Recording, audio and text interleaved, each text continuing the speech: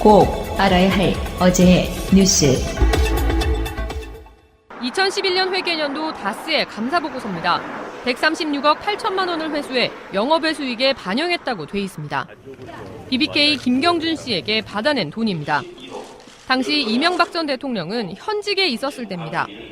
BBK 주가 조작 사건의 피해자들은 지난 10월 이 전 대통령이 외교부와 청와대를 동원해 자금을 회수해갔다며 직권남용 혐의로 검찰에 고발했습니다.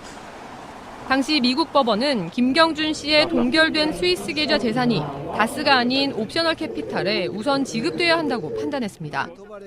하지만 MB정부가 관여해 140억 원을 먼저 받아갔다는 겁니다. 직권남용 혐의의 공소시효는 7년이어서 일반인이라면 내년 2월까지 수사가 이뤄져 재판에 넘겨져야 합니다. 하지만 검찰은 이 전 대통령의 직권남용 혐의는 2020년까지 수사가 가능하다고 이미 판단한 걸로 확인됐습니다. 현직 때 발생한 사안이기 때문입니다. 내란 외환죄를 제외한 대통령의 재직 중 범죄에 대해선 공소시효가 정지된다는 헌법재판소의 결정이 근거가 됐습니다. 이에 따라 이 전 대통령 퇴임 이후인 2013년 2월부터 공소시효가 시작된다는 게 검찰 판단입니다.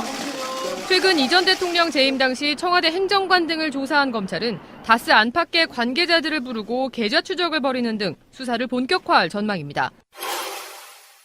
어제 피의자 신분으로 검찰에 출석한 이원종 전 비서실장은 15시간에 걸친 강도 높은 조사를 받았습니다. 검찰은 이 전 실장을 상대로 국정원 특수활동비를 받게 된 경위와 사용처, 박근혜 전 대통령의 관여 여부 등을 집중 추궁했습니다.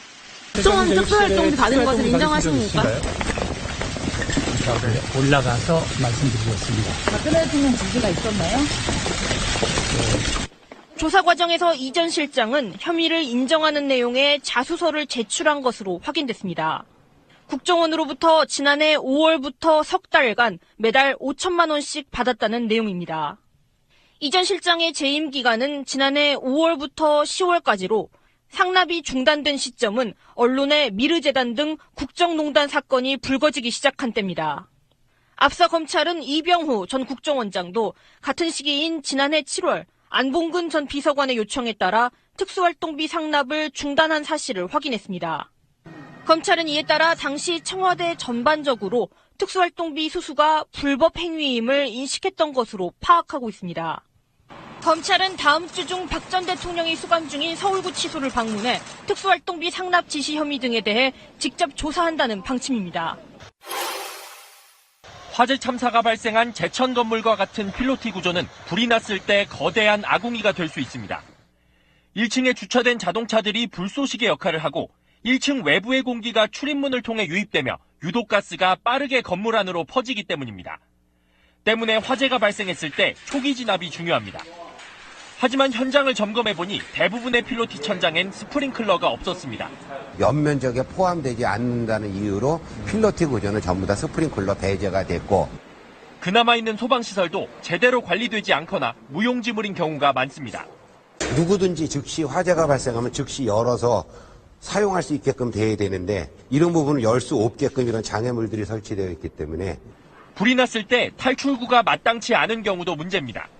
이렇게 필로티 구조에서 화재가 발생하면 연기가 대부분 1층 출입구로 유입이 되는데요. 문제는 대부분의 필로티형 건물들은 이곳 외 별도의 비상구가 설치되어 있지 않다는 겁니다. 화재가 발생했을 경우 그쪽이 연기가 들어온다든가 화염이 들어온 쪽으로 방향으로 피난을 할 수 없기 때문에 양방향 피난이 가능할 수 있도록 반대편 쪽에 별도의 피난구를 추운 겨울 필로티 천장 안쪽에 배관을 보호하기 위해 스티로폼 같은 가연성 보온재를 넣어두는 경우도 많습니다. 화재 발생 시 대형 참사로 이어지기 쉬운 필로티 건물들에 대한 관리 감독을 강화할 필요가 있습니다. 방송 중간에 좋아요를 눌러주시면 새날팀들에게 큰 힘이 됩니다. 미리 감사합니다. 소유 방송 출연자들의 평균 연령은 26세입니다. 청년들의 목소리를 들어보자는 의도로 기획된 방송입니다.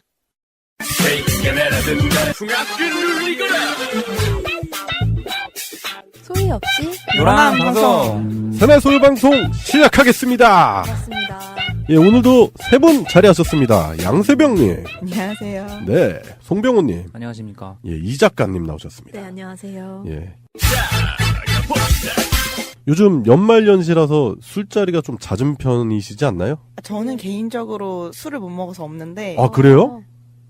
너무 놀라시는 거 아니에요? 저는 그 담금주 이런 거 꺼내 드실 것 같아서. 아니, 제가 술을 못해가지고, 네, 그런 자리가 저는 없어서 조금 외롭네요. 다들 친구들 보면 다들 놀러 다니더라고요. 아, 그래요? 요즘 뭐 다들 연말연시에 모임에 네, 맞아요. 많은 분들 모여가지고 또 좋은 자리 하다가 또 과음해가지고 막 다음날 일정에 막 지장 초래하고 그러잖아요. 송병훈 님이요? 송병호님은 뭐, 송병호님은 우리가 이제 오프상에서 봤을 때는 전혀 안 그럴 것 같은데, 술 잘 드십니다. 제가 몇 번 봤는데, 그 술을 마셔도 취한지 안 취한지 모르겠어요. 아, 정말? 예. 포커페이스 하시는구나. 예, 술을 취하나 안 취하나 말수도 별로 없고. 술을 안 마셔도 뭐가 좋은 건지 나쁜 건지 잘 모르는 얼굴이잖아요. 맞아. 네. 약간 항상 미소를 띠고. 저런 사람도 조심해야 돼. 맞아. 속을 모르겠는 얼굴. 네. 제도로서의 민주주의가 흔들리고 구타는 일은 이제 없습니다. 민주주의가 밥이고 밥이 민주주의가 되어야 합니다. 요즘 술 많이 드시죠? 많이 마시네요. 요즘. 네, 또 아무래도 비즈니스도 하시고 하니까. 재미있는 것 같아요. 아, 그래요? 네, 날 추울 때 술 마셔야 좀 몸도 뜨뜻해지고. 이 작가님도 술을 좀 하시죠? 네, 저는 좋아하는 편인데 네. 또 단술은 별로 안 좋아해서 아. 네, 음식점 가면 좀 마실 술이 별로 없어요. 저한테는 소주도 좀 너무 달게 느껴져서. 아, 그래요? 네. 네?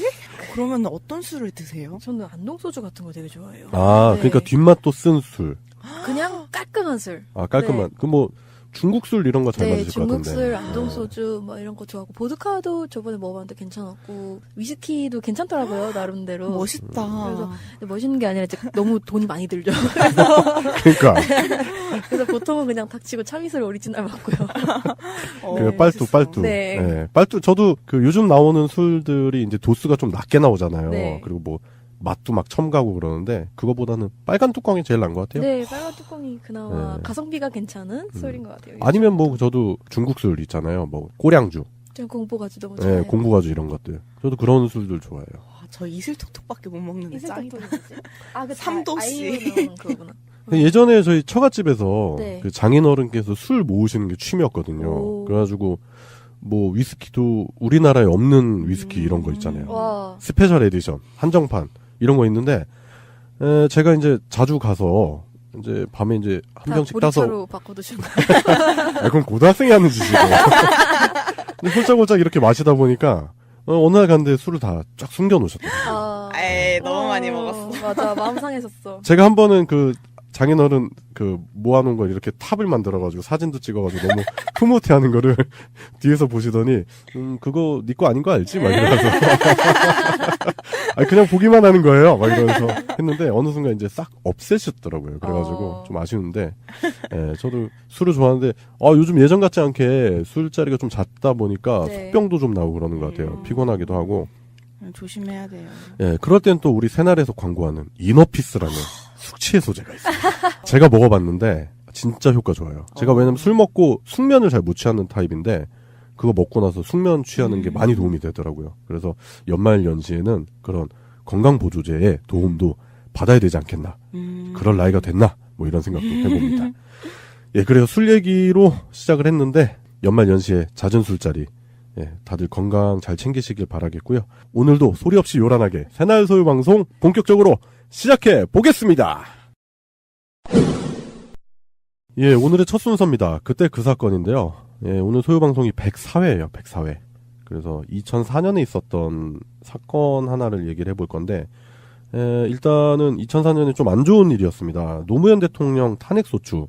당시에 새천년 민주당이 탄핵소추안을 제출했대요. 그리고 한나라당과 자유민주연합이 이에 동조해서 결국 찬성 193표, 반대 2표로 탄핵소추안을 통과시켰다고 합니다. 네.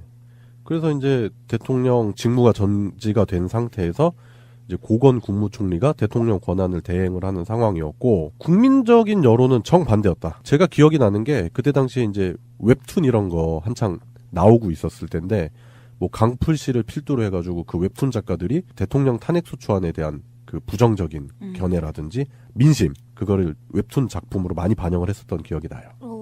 그래서 사람들이 분노했었던 지점이 뭐냐면 대통령 시작한 지 1년 됐는데 그리고 솔직히 따져보면은 그 전직 대통령들이라든지 그리고 나서 뭐 노무현 대통령 후에 지금 뭐 문재인 정부 전까지 그런 정황이 충분히 있었거든요. 대통령들이 직접적이거나 간접적으로 선거에 개입하려고 했었던 그런 정황들. 그런 부분 때문에 시민분들 많이 분노를 했는데 노무현 대통령 발언 하나 가지고 물고 뜯고 뭐 언론부터 해가지고 쌩 난리를 치는 거예요. 지금도 그렇게 상황은 나아지지 않았다고 보거든요. 그때 당시 이제 결국에는 국민 여론 자체가 왜 니들이 우리가 뽑은 대통령을 니들 멋대로 탄핵을 시키려고 하느냐. 우리의 생각은 그렇지 않다. 적극적으로 반영을 했었던 것 같아요. 그러다 보니 결국에는 헌법재판소에서 탄핵소추안이 기각이 됐죠. 한참 이제 중학교 다니고 있을 때인데 네. 단편적인 기억들은 몇 개 있어요. 굉장히 인상 깊게 근데 기억이 남는 게 미리 알려주신 건 아니지만은 이제 제가 존경하는 선생님들이 알고 보니까 정교조 선생님들이셨어요. 네. 근데 그분들이 정교조 활동을 하면서 사회적인 탄압을 많이 받으니까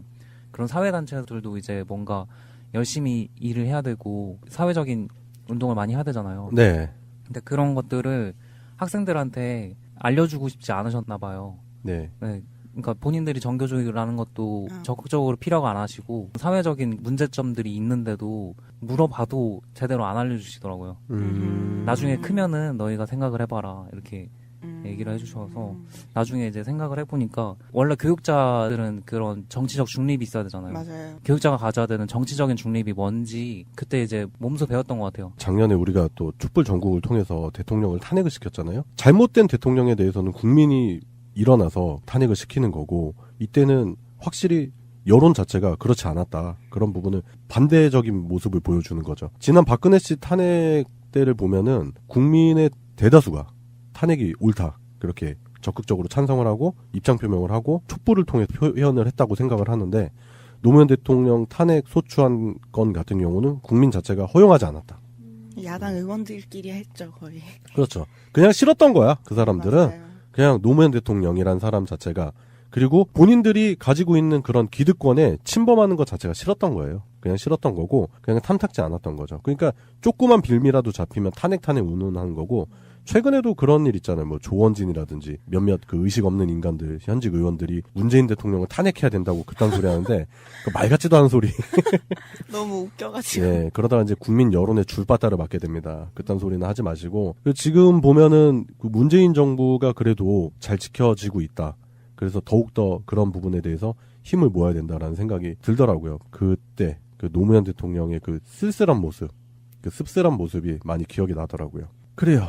오늘의 첫 코너는 여기까지 하겠습니다. 오늘의 이슈. 예, 오늘의 이슈입니다. 오늘의 이슈 뭐 이 얘기를 안 할 수가 없죠. 예, 어제 홍준표, 이완구, 성완종 리스트 관련한 최종 판결이 결국에는 무죄로 판결이 났고요. 지금 그래서 여론 자체가 많이 안 좋죠. 2년 전 정치권을 굉장히 막 뒤흔들어 놨는데 결국 빈손으로 끝나게 되는. 뭐 김기춘까지도 나오고 리스트 자체에 올려져 있는 사람들이 네. 굉장히 한참 이제 힘을 가지고 있던 사람들이었죠. 네. 청와대에 들어가 있던 사람도 있었고 총리도 있고 막 이제 당선된 사람도 있었고 그런 사람들이 한 사람한테서 돈을 1억, 2억, 10만 달러 뭐 이렇게 받았다는 거가 귀추가 주목이 되는 일이었는데 아니나 다를까 이게 다 무죄로 난 이걸 보면서 처음에 가졌던 우리가 그 분노들이잖아요.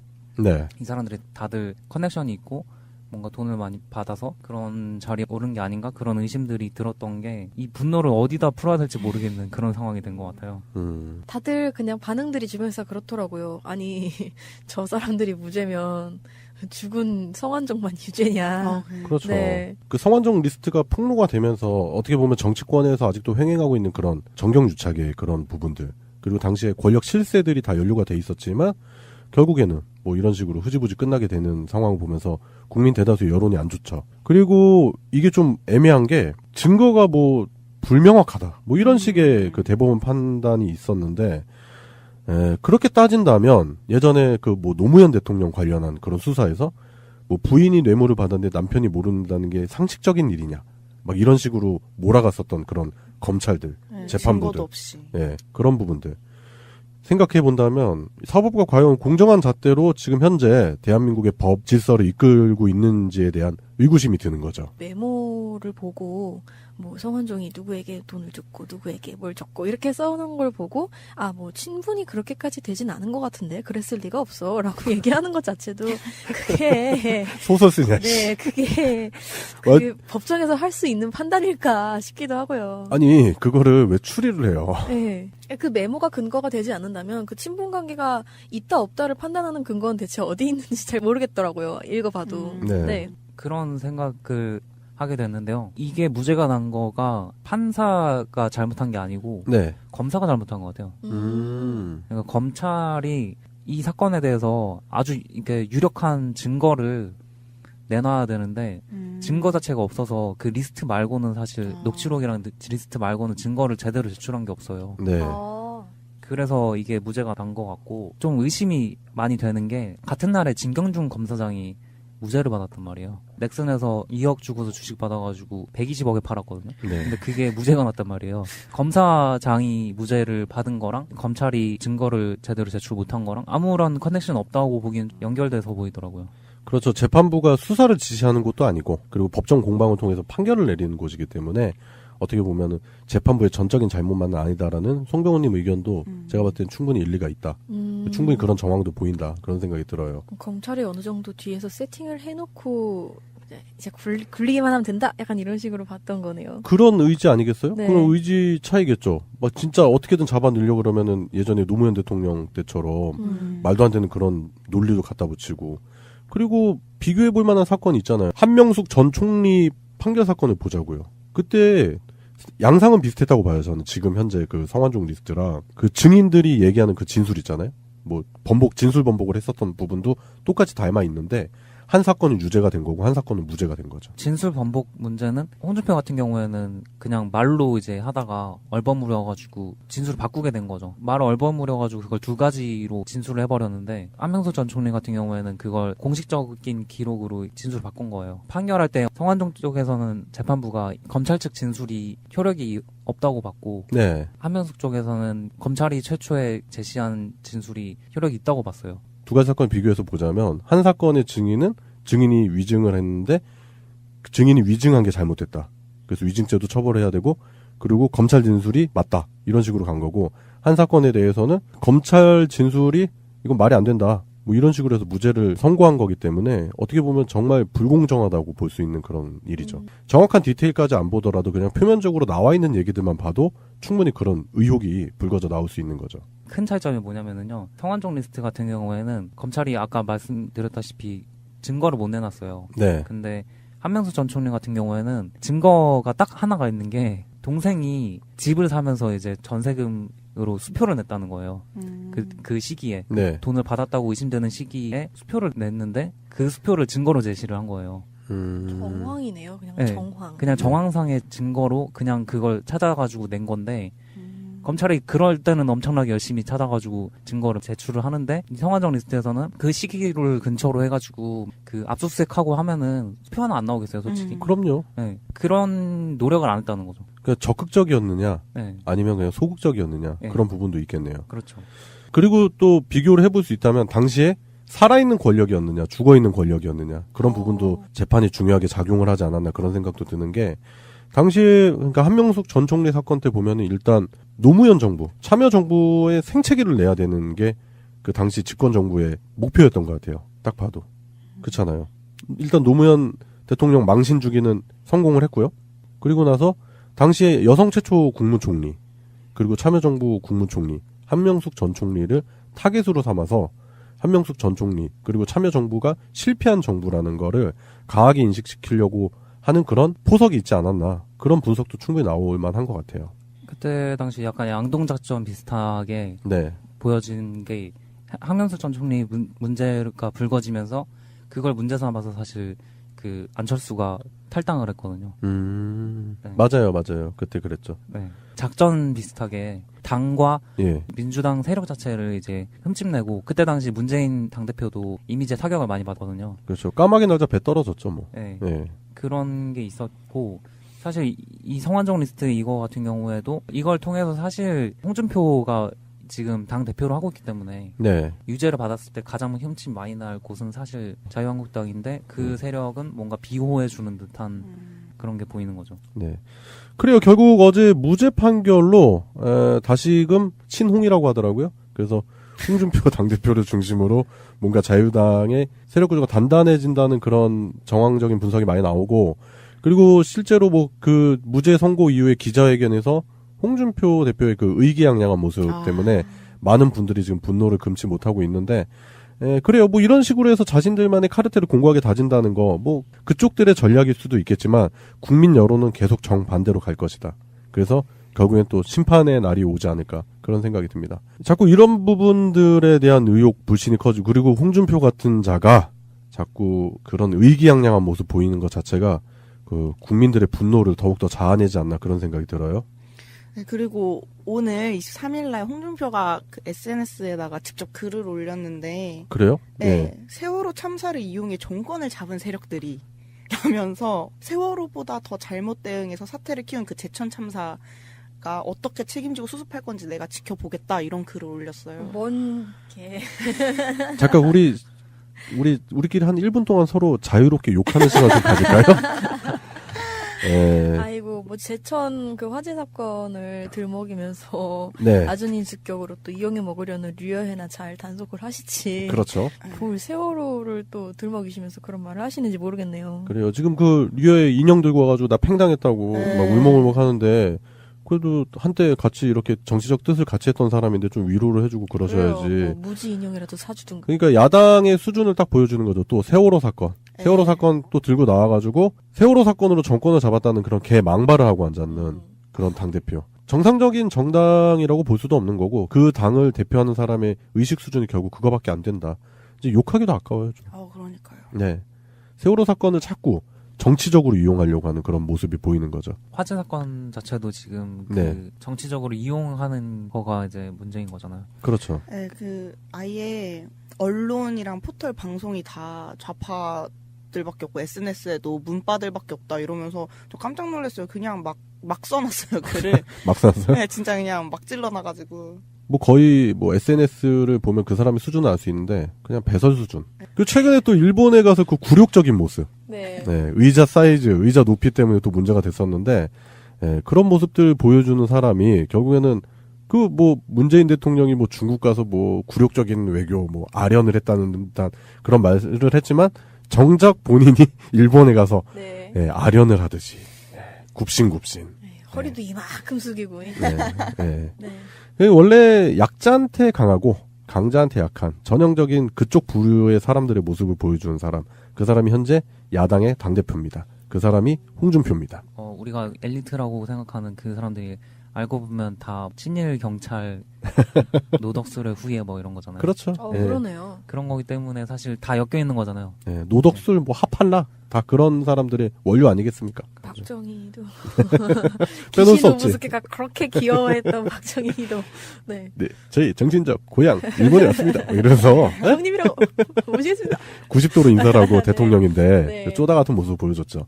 그 뭐 이제 역사적으로 다 나오는 사실들이고, 그런 걸 볼 때 현재 야당들의 그런 역사적인 의식의 결여도 심각한 문제다, 그런 생각이 되고, 그런 사람들이 뭐 보수예요, 보수 아닙니다. 그런 사람들은 진정한 보수는 진짜 우리나라의 그 민족적 자긍심과 그리고 기존 질서를 이렇게 잘 지켜나가려고 하는 거지, 이 사람들은 그냥 매국이야, 매국 단체입니다. 매국 단체. 저는 그렇게 규정해도 지나치지 않다, 그런 생각을 합니다. 그래요. 형격히 수준이 떨어지는 야당, 그리고 그 야당의 대표, 그리고 그 야당의 대표가 과거에 있었던 혐의가 결국 무죄로 판결이 나면서 사법부에 대한 불신이 전 국민적으로 확산되고 있다. 그런 얘기를 오늘의 이슈에서 다뤄봤습니다. 오늘의 이슈는 여기까지 하겠습니다. 금주의 시사. 금주의 시사입니다. 금주의 시사 첫 번째는 제가 준비한 시사인데요. 판교 환풍구 사건 아시죠?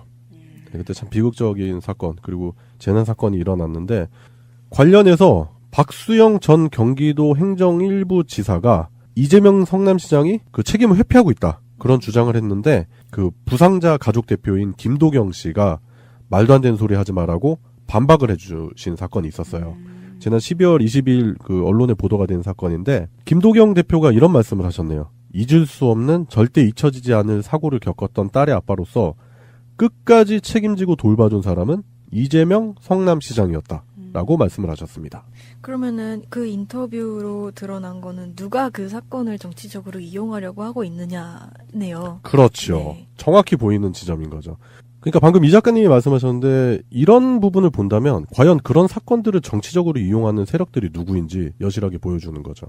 김도경 대표께서 얘기하기를 그래서 원만하게 사망자 보상 문제가 해결되고 부상자 보상 협의가 시작되었을 때 네. 경기도 측에서는 그냥 어차피 부상자들은 이 사건이 잊혀지면서 같이 잊혀질 것이다. 뭐 소송을 하든 맘대로 하라라고 했다고 느끼셨나 봐요. 그리고 이재명 시장 쪽에서는 오히려 계속해서 그 부상자 가족분들의 편을 들어주려고 하셨다. 이렇게 얘기를 하고 있어요. 네. 근데 상반되는 부분이 이용해 먹을 때는 네. 적극적으로 이용해 먹다가 나중에 가서 일이 진행이 되고 시간이 지나갈수록 점점 이제 그 담당하는 뭐 경기도 부지사나 뭐 국장, 팀장, 뭐 주무장 이런 사람들이 사건에 대해서 좀 논의를 하려고 그러면 연락조차 안 되는 그런 상황이고 아예 자리를 다 옮겨버리는 그런 상황이 됐는데 네. 그런데도 끝까지 이제 계속해서 연락해주고 조언해주는 사람은 이재명 시장을 비롯한 성남시 시청 공무원분들밖에 없었다. 네. 이런 말씀이신 거죠. 중환자실에서 딸을 간호를 하고 있는데 굳이 불러내서 사진 한 방 찍는 게 더 중요하거든. 그런 모습을 보여줬다라는 식의 폭로가 있었고 그런 반면에 혼자 병원을 찾아와가지고 위로해주고 가신 분은 이재명 성남시장이었다. 이런 폭로가 나오는 거죠. 기시감이 있네요. 그 홍준표가 네. 물난리 났을 때 네네. 굳이 가가지고 연설을 해야 됐다고 네. 했던 그런 모습과도 닮아 있네요. 네. 그 앞으로 우리가 지향해야 되는 정치인들 그런 모습들을 잘 보여주지 않나 그런 생각을 해보게 돼요. 예, 결국에는 이재명 성남시장이 그 허위사실 유포로 박 전 부지사를 고발하겠다고 했습니다.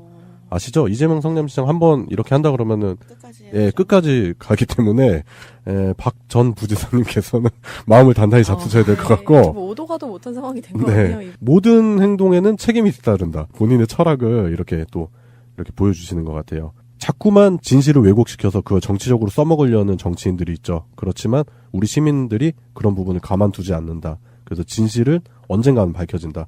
그렇기 때문에 함부로 우리 시민들을 대상으로 해서 그런 식으로 왜곡을 하는 그런 사람들이 더 이상 정치나 아니면 정부 조직에 진출할 수 없게끔 만들어야 될 필요성도 있다고 봅니다. 예, 이재명 성남시장에 관한 얘기를 해봤습니다. 예, 금주의 시사 두 번째입니다. 금주의 시사 두 번째는 송병호 님이 준비하신 시사인데요. 어떤 시사 가져오셨죠? 네, 저는 따릉이의 미래라는 시사를 가져왔습니다. 따릉이요? 예. 따릉이가 뭐예요? 따릉이 모르세요? 네. 박원순 시장님의 가장 위대한 업적인데. 혹시 그 자전거인가요, 그게? 네. 예. 아, 제가 자전거를 잘 안 타서.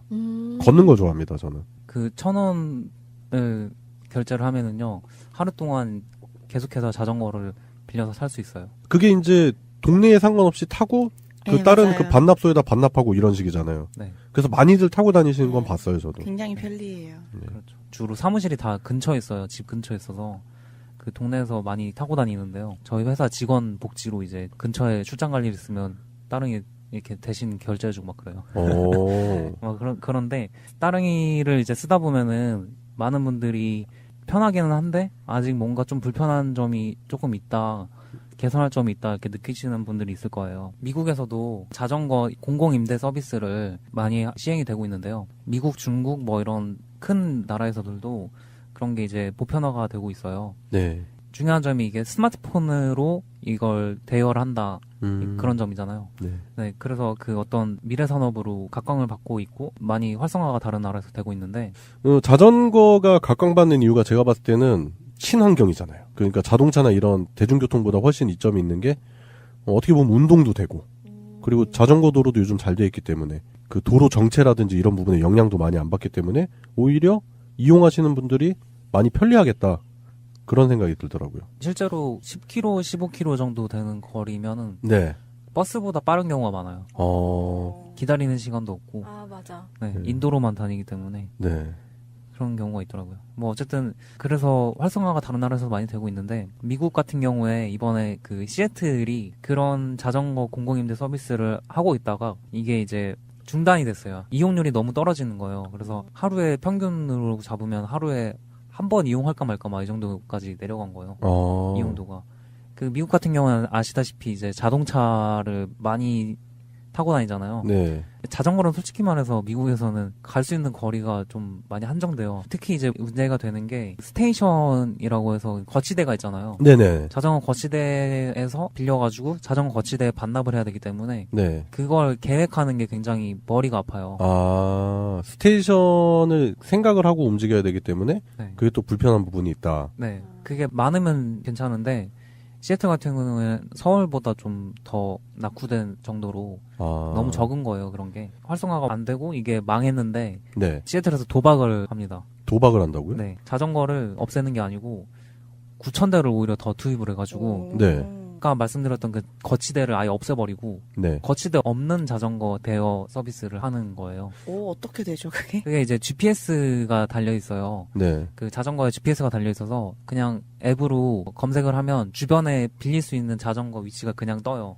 거치대가 지금은 따릉이 같은 경우에는 거치대가 먼저 네, 뜨는데 맞아요. 그건 자전거별로 뜨는 거예요. 그래서 그 자전거가 어디 있다 그걸 예약을 해놓고 가서 이제 빌리는 거죠. 운영을 바꾸니까 그 도박이 실패했다면 제가 얘기를 안 하겠죠. 그 도박이 성공을 해서 그걸 지금은 굉장히 많이 이제 이용을 하는 상황이 됐다고 합니다. 위기를 기회로 만든 거죠. 그냥 도박이라고만 볼 수는 없는 게 네. 이게 사실 중국에서 이미 성공을 한 사례가 있어요. 아, 그래요? 네. 중국 같은 경우에는 지금 벌써 이것만 전문으로 하는 회사가 30개 회사가 있고 그 상하이에만 자전거가 150만 대가 있대요. 이런 자전거. 그 원래 중국이 또 자전거 보급이 많았었잖아요. 네. 네. 뭐 전기 자전거도 사실은 중국이 가장 앞서 나가고 있고요. 네. 자동차보다는 오토바이나 자전거로 배달도 많이 하고 그런 것도 있지만 뭐 어쨌든 그 중국 같은 경우에는 이런 스테이션 없는 스테이션리스 바이크 서비스가 하루 이용이 6천만 대래요. 뭐 거의 우리나라 인구 생각해보면 그러니까 우리나라 인구 1인당 한 명씩이 매일 이용하는 네네. 그 정도 수. 뭐 워낙 또 근데 인구는 상대적으로 그쪽이 많으니까 네. 그렇다고 치는데 그만큼 또 이제 이용률이 높아지겠죠. 근데 저는 그런 부분도 그런 부분인데 이용률이나 이런 부분이 아니라 그런 식으로 개선을 해 나가고 뭐 새로운 기술을 접목시켜서 한다는 게 자전거가 좀 많이 보급이 됐으면 하는 그런 생각도 있어요. 왜 그러냐면은 자전거 산업을 보면은 우리가 자전거 막 사람들 많이 타고 다니잖아요. 예전과는 달리 길도 잘 돼 있고 하니까. 근데 뭐 자전거 전국서 이 정도까지 말씀드린 건 아니고 뭐 우리나라는 또 그 도시간 거리가 그렇게 멀진 않잖아요. 근데 그런 거 생각해 본다면 자전거나 이런 부분들을 많이 도입을 해서 자동차를 좀 많이 줄여야 되지 않겠나 그런 생각을 좀 해보거든요. 그런데 자전거 구입비나 이런 것도 천차만별이에요. 뭐 비싼 거는 뭐 몇천만 원대도 있다고 들었고 뭐 싼 거는 뭐 몇십만 원대도 있는데 그런 부분을 생각해 본다면 이런 거를 공공사업으로 유치를 해서 세수도 늘릴 수 있는 그런 방법인데다가 장기적으로 생각해 봤을 때는 그만큼 친환경인 교통수단을 널리 보급한다는 그런 좋은 취지의 일이 일어날 수 있지 않을까 그런 생각이 들더라고요. 근데 서울시 빼고는 제가 봤을 땐 시행하는 시가 없죠. 현재. 네, 그게 좀 문제죠. 네. 네. 따릉이가 다른 곳에도 좀 이제 확대 보급을 노력은 하고 있어서 네. 경기도까지는 일부 확대되긴 했는데 네. 근데 그게 딱 많아져야지 그때부터 타고 다닐 수 있게 되는 거라서 저도 따릉이 처음 생겼을 때부터 했거든요. 네. 그 너무 재밌어가지고 근데 학원 가는 길에 타고 싶은데 굉장한 시간을 걸어야 되더라고요. 저희 집에서 따릉이 거치소까지 간 다음에 타고 간 다음에 다시 또 걸어가면은 그게 오히려 뭔가 싶어서 좀 안 타다가 근데 나중에 진짜 완전 전폭적인 확대를 한 적이 있어요. 근데 그러고 나니까 그때부터는 너무 재밌더라고요. 약간 포켓몬고처럼 뭐 맞아. 스팟 찾아가는 맛도 있고 네, 그래서 그게 되게 즐거웠는데 그리고 한 번 더 이번 최근에도 또 늘려서 이제는 어디를 가면 제가 항상 자전거가 없어서 불편한 적이 많았는데 사람들이 다 가져가 버려서 근데 진짜 거치대가 많아졌거든요. 그래서 저는 사람들이 이거를 진짜 많이 이용했으면 좋겠다고 생각했어요. 저도 하면서 불편한 점이라고는 정말 그 1시간의 그 시간 있잖아요. 제가 빌리고 나서 다음 거치대까지 반납해야 되는 그 시간 제한 말고는 크게 불편한 게 전혀 없어서 그러니까 그 기한도 그 아까 얘기했던 도시 밖으로 나갔을 때 경기권으로 이렇게 나갔을 때 그 경기권에는 몇 개 없고 서울에는 많고 해서 서울에서 경기권까지 따릉이를 타고 갈 수는 또 없거든요. 네. 반납을 할 수가 없으니까. 그러니까 한 번에 시작할 때 정말 그 도박을 했던 것처럼 조금씩 사람들 반응 가보면서 이렇게 많이 하지 말고 그냥 한 번에 많이 풀어놓으면은 되게 잘 이행될 수 있을 거라고 생각해요. 그렇게 해놓고 이제 거치대가 없어지는 방향으로 또 한 번 더 가고 그러면 좋지 않을까요? 말씀하신 대로 어울림이라고 경기도 같은 경우에는 어울림이라는 게 있어요. 근데 다른 이랑 어울림이 서로 호환이 안 되는 그런 상태라서 다른 시에도 시마다 그 이름 따로 붙여가지고 운영이 되는데 그게 호환이 안 돼요. 그런 문제점 때문에 전국에다 그냥 뿌려놓고서 나라도 땅 그렇게 넓지도 않잖아요. 아무데나 놔도 되는 그런 서비스가 있으면은 좀 더 좋을 것 같다. 그런 생각이 들었습니다. 진짜 스테이션이 없어지면 진짜 포켓몬고 하는 느낌이겠어요. 네. 자전거 맞아, 여기 몇 맞아, 개, 맞아. 여기 몇 개 이러면. 그래서 그런 붐을 통해서 뭐 또 자전거로 부산까지 가보기 뭐 이런 것들. 그런 자전거 어디까지 여행을 갔다 뭐 이런 얘기도 나오게 되면 대박. 사람들이 또 그런 부분에 관심을 갖고 그게 또 하나의 문화 트렌드로 자리 잡지 않겠나 그런 생각도 해봐요. 전 걱정되는 게 그렇게 거치대가 없이 자전거가 그냥 하나 띡띡띡띡 있게 되면은 그게 있지 않을까. 내가 그러면 나 지금 자전거를 타고 가서 저기서 자전거를 바꿔 타서 저기로 가야지 이랬는데 가는 도중에 다른 사람이 가져가면은 거치대가 있으면은 거치대 몇 개까지 자전거가 남아있는지가 보이는데 그것도 똑같은 문제가 있을 수는 있지만 어쨌든 그 동안에 그 자리에 내가 가려던 그 자리에 사람들이 반납을 할 거라는 그 예상이 있으니까 거기서 기다리거나 할 수 있는데 그런 게 아예 없으면 뭔가 정말로 포켓몬고처럼 쫓아다니게 되는 그런 게 있을 것 같아서 그런 점에 대한 보완이 있으면은 좋을 것 같아요. 수가 그냥 많으면 그게 알아서 해결된다. 예, 그리고 선진국에서 공공자전거라고 하죠. 공공자전거 활용하는 그런 케이스를 보고 우리나라도 선진국의 그런 좋은 예를 도입을 한다면 뭐 이런 부분들 그리고 결국에는 친환경 교통수단을 많이 늘려서 일거양득의 기회를 얻을 수 있다 그런 생각이 드네요. 예, 송병훈님이 준비하신 시사였습니다. 국민들은 국가의 존재 이유가 무엇이냐고 물었습니다. 어려울 때 국가가 지켜주고 있다는 믿음을 줘야 그것이 국가의 존재 이유입니다. 예, 금주시사 세 번째입니다. 금주시사 세 번째는 이 작가님이 준비하신 시사를 들어볼 건데요. 어떤 시사 준비하셨죠? 저는 그 학교 안팎 청소년 폭력 예방 대책이 22일 날, 그러니까 어제 발표가 됐더라고요. 네네. 그래서 그 얘기를 하고 싶어서 가져와 봤어요. 네. 눈에 띄었던 기사 중에 하나가 인천 초등생 살인 사건 항소심 얘기였어요. 네. 그래서 항소심 3차 공판은 다음 달 15일 열린다고 하는데 그 주범과 공범인 김양과 박양이 형량을 줄이기 위해서 계속 서로에게 떠넘기듯이 진술 중이라고 합니다. 네. 그래서 특히 박양은 계속 그냥 이건 나는 가상의 일인 줄 알았고 사체도 의료용 플라스틱인 줄 알았다 이렇게 주장을 하고 있고 네, 김양은 자기는 심신미약 상태였다라고 초반부터 주장하던 얘기를 계속 하고 있나 봐요. 저는 그 우리나라 법 중에서 그 정상 참작하는 부분 중에서 심신미약 있죠. 그거 없앴으면 좋겠어요. 그거랑 술이랑 심신미약 이거 네. 두 개 없애야 된다고 생각해요. 진짜. 예, 저도 그런 생각이 듭니다. 네. 아무튼 이 사람들은 이제 1심에서 각각 20년과 무기징역을 받았어요. 이제 항소심 3차 공판까지 지켜봐야겠지만 네. 뭐 국민들 여론도 그렇고 굳이 재판부가 이들을 봐줘야 될 이유도 없죠. 네. 네. 그리고 한편 최근에도 중고생들이 뭐 학생 한 명을 집단 폭행해가지고 조롱하듯이 그런 현장 영상을 찍어 올리는 등의 네. 사건들이 잇따라 일어났었죠. 네. 근데 이게 사실은 그냥 청소년들이 잠깐의 비행 정도로는 치부할 수 없는 정도의 심각한 사안이에요. 근데 이런 시점에서 이제 어제 22일 김상곤 사회부총리 겸 교육부 장관이 사회관계 장관 회의를 열어서 이 예방 대책을 발표를 한 거예요. 네. 대책의 주요 골자는 소년범 적용 연령 하향이 있고요. 우선 정부는 기존에는 이제 14세 미만으로 규정하고 있는 형사 미성년자 나이 기준을 1살 낮춰서 13세 미만으로 낮출 수 있도록 관련 법을 손본다고 하고요. 정종하 법무부 범죄예방기획과장은 이게 소년범들의 나이가 점점 낮아지고 있다. 그리고 그 소년들의 신체적 성숙도도 높아지고 있기 때문에 국제적 기준을 고려할 때 만 13세면 이미 형사 미성년자로 보기 어렵다는 점을 감안해서 이렇게 낮춘다고 얘기를 했어요. 네. 사실은 이제 얘기를 할 수 있는 게 그 청소년 강력 범죄 사건이 났을 때 법원 소년부로 보내는 대신에 그냥 성인과 같은 형사부로 보내고 형량도 기존보다 무겁게 내리기 위한 법률안 개정에도 지금 고려를 하고 있다고 합니다. 네. 그리고 더불어서 당연히 학교폭력에 대해서도 얘기가 나왔어요. 학교폭력 그 예방법을 개선하자는 건데 지금은 학교에서 뭐 사소하건 간에 신고가 들어오면 우선 학교폭력 자치위원회라는 걸 만들어요. 네. 그래서 이걸 열어가지고 거기서 이제 재판처럼 진행을 하는 거죠. 근데 이게 무조건적으로 처벌을 하는 그런 상황들이 계속 발생할 수 있기 때문에 요즘 또 뜨는 게 그거거든요. 회복적 생활교육. 네.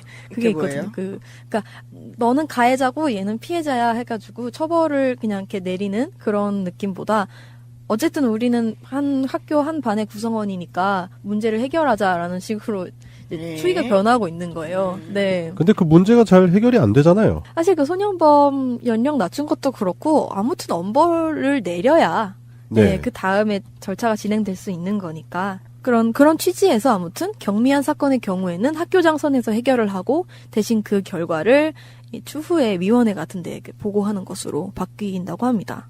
사실 이거를 들고 나왔을 때 생각이 났던 건 그 2012년 무렵이었나요? 저희 그 대구 중학생 자살 사건 보도됐던 적이 있었잖아요. 네. 그럴 때 대책으로 제시된 게 되게 엉뚱하게도 대중문화 제재였어요. 그러니까 웹툰 같은 거가 미디어가 폭력적이니까 애들이 이런다라는 식의 엉뚱한 결론으로 가버려서 그게 결국에는 청소년 뭐 학교폭력 예방 대책이었는데 갑자기 문제의 방점이 무슨 표현의 자유? 이렇게 넘어가게 돼버리는 거죠.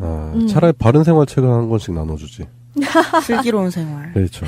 네. 학교폭력에 대해서 뭔가 엄중하게 처벌이 내려지고 그 예방이 제대로 이루어지지 않으면 계속해서 그런 학교 안에서의 그런 문화 있잖아요. 되게 서열화하고 네. 집단 나뉘어가지고 또 집단에서 배제되는 아이는 또 부적응한 아이로 그냥 남아버리고 그런 식의 문화 아닌 문화가 미디어를 통해서 또 재생산이 되면 그게 또 미화되고 정당화돼서 계속 반복이 될 거라고 생각하거든요. 그래서 사실 그 2012년에 했던 대책은 정말 좀 너무 어이가 없는 대책이라고 생각했어요. 이게 문제가 아니잖아요, 사실은. 그렇죠. 그거 자체도 어떻게 보면은 폭력의 일부인 건데 지금 이 학교 폭력이나 아니면 청소년 범죄에서 했던 그 애들의 폭력 양상을 보면 뭐 저항하거나 그런 게 아니잖아요. 막 어른이 싫어. 나는 어른의 이런 이걸 깰 거야. 막 이런 게 아니라 정말 그냥 약자한테 찍어 누르기 식으로 하는 폭력이 거의 대다수인 만큼 이렇게 가해자와 피해자를 놓고 둘이 화해를 시키는. 둘이 그렇게 화해를 직접적으로 뭐 시킨다는 그런 건 아니고요, 사실은. 그러니까 자치윤리위원회 뭐 그런 식이겠죠. 뭐 자체적인 처벌의 수위를 논하는 그런 자리 아닌가? 신고가 우선 들어오면은 그걸 바로 접수해서 위원회를 열어야 돼요. 네. 네, 거기서 우리 재판하듯이 하는 거예요. 네. 그러니까 최근에 그 초등생 자살했었잖아요. 그게 좀 문제가 많은 게 뭐냐면 부모님들이 얘기했는데 그거를 학교에다가 좀 적극적으로 어필을 했는데도 불구하고 학교에서 그걸 좀 지지부진하게 열었다. 그래가지고 아이가 그것 때문에 자살했다라고 주장을 하시고 또 그리고 그게 문제가 뭐냐면 이제 6학년이었거든요. 당시 피해 학생이. 근데 그 6학년 징계 줘봤자 어차피 좀 있으면 졸업이에요. 네. 되게 무의미하다는 거죠. 네. 네. 그럴 때 뭔가 형사처벌 같은 게 적용될 수 그렇죠. 있잖아요. 학교 내에서 그런 징벌도 징벌이겠지만 잘못한 부분이 있다면 그게 어떤 부분에서는 법의 테두리 안에서도 한번 더 적용을 받아야 되지 않겠나 그런 생각을 해봐요. 제가 고등학교 때 그런 비슷한 그러니까 학교 폭력이 되게 심각한 수위는 아니었는데 있었어요. 피해자와 가해자가 있었는데 그 학교 내에서 이렇게 처리를 하려다 보니까 그러면은 피해자 학생은 가만히 있고 가해자 학생들에게 뭔가 불이익을 주겠다라고 해가지고 뭐 추천서를 안 써주거나 뭔가 이런 식으로 갔었거든요. 근데 아니면 이제 학생부에 저희 대학교 가야 되니까 학생부에다가 뭔가를 하겠다라고 했는데 그때 진짜 가벼운 사안이었음에도 불구하고 진짜 반발이 진짜 엄청 심했었어요. 이 사건보다 이 사건에 대한 반발이 더 우리 사이에 이슈가 될 정도로 그 부모님들도 아이 앞길을 막는다는 식으로 뭔가 나오고 하는 게 저는 그냥 학폭이 열리고 이런 거는 다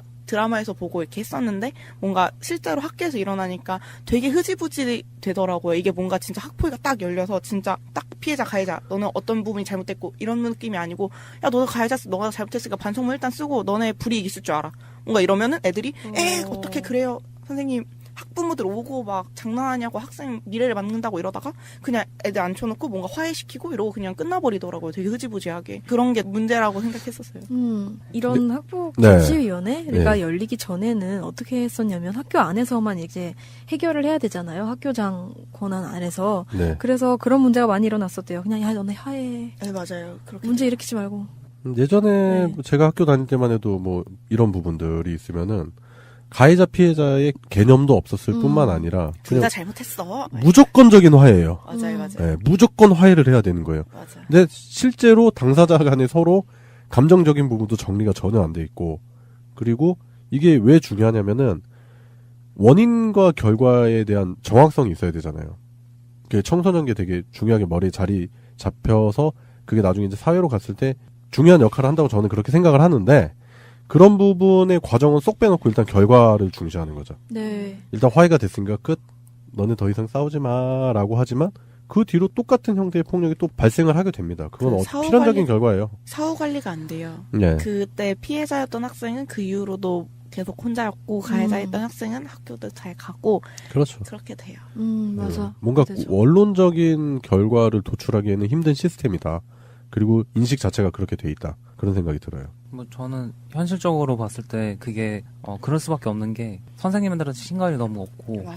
그거를 전문으로 해주는 선생님이 저희 때는 이제 정해져 있는 건 아닌데 알아서 해주시는 분이 있었어요. 그런 문제가 생기면은 애를 불러놓고 상담을 하면서 정확하게 피해 아동은 뭐가 문제고 가해 아동은 뭐가 문제인지 계속해서 들어주는 분이 계셨는데 그런 걸 전담해 주시는 분이 없으면은 사실 그게 힘들죠. 왜냐면 다른 분들은 뭐 맨날 시험 신경 써야 되고 학생 생활 기록 뭐 이런 거 계속 쓰셔야 되고 시간이 없잖아요. 그러니까 결과적으로만 그냥 화해 딱 시켜주고 그냥 많은 신경 더 안 써버리는 그런. 그 요즘 좀 많이 낮은 거예요. 예전에는 그런 일 있으면 무조건 단체 기합이요. 다 책상 위로 올라가! 이러면서 뭐 두드러 패는 거지. 진짜 삭박한 시대. 그러니까 애들이 무당이 구다듯이 그냥 쇼 한번 하고 그냥 끝. 그때 당시에 이제 동급생들 보면은 그런 거 싫어가지고 이제 서로 안 한 부분도 있긴 있었거든요. 네. 폭력적으로 진압을 해버린 거죠, 애초에.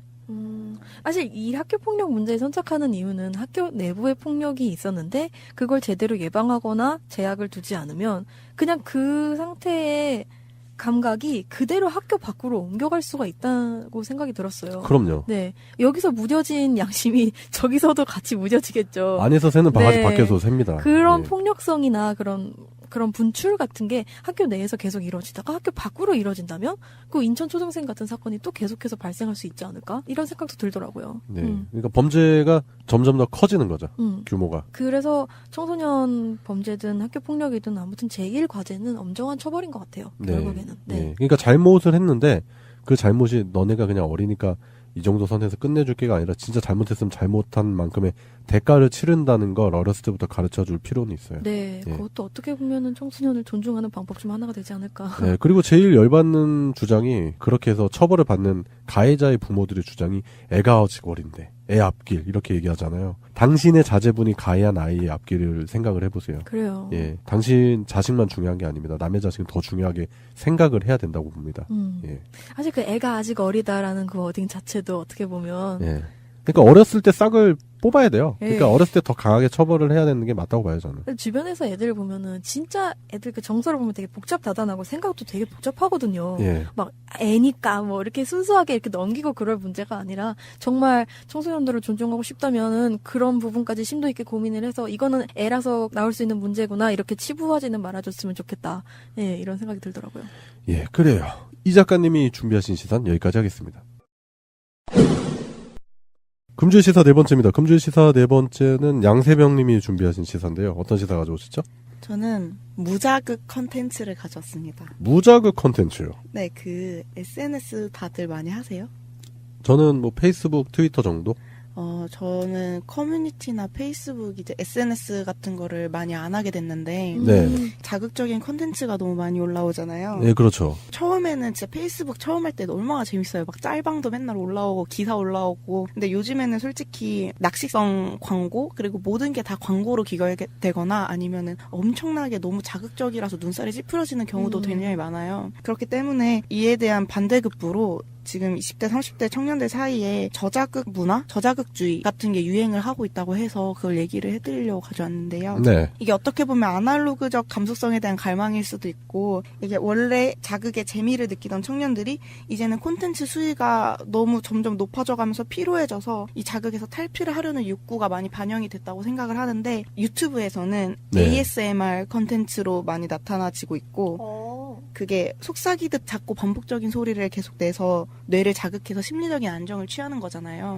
그래서 요즘에 유튜브 같은 데서 보면은 슬라임 액체 괴물 같은 걸 계속 만진다든지 뭔가 소리가 나는 거를 계속 이렇게 흔든다든지 그거를 그냥 아무 그거 없이 소리를 굉장히 크게 극대화시켜서 들려주면 백색소처럼 마음에 편안을 주는 그런 거거든요. 그리고 방송에서는 삼시세계별 효리네 민박이 이미 대히트를 쳤잖아요. 평상적인 일상을 보여주는 컨텐츠가. 근데 이제 이게 그런 방송 같은 게 아니라 페이스북 페이지에서 나타난 게 저는 좀 참신하다고 생각을 해서 소개를 해드리려고 가져왔는데 그 무자극 컨텐츠 연구소라는 페이스북 페이지가 있어요. 네. 정신건강 서비스로 분류가 되어 있는데 재밌게 그냥 사람들이 만든 페이지인데 저도 처음에 재밌어서 팔로우를 해놨다가 요즘에 SNS를 안 해서 잘 모르고 있었는데 최근에 페이스북을 다시 들어가 봤는데 이 게시물이 뜨더라고요. 이게 눈길이 갔어요. 지난 6월 말에 개설이 돼가지고 지금 팔로워가 5만 명이 넘었거든요.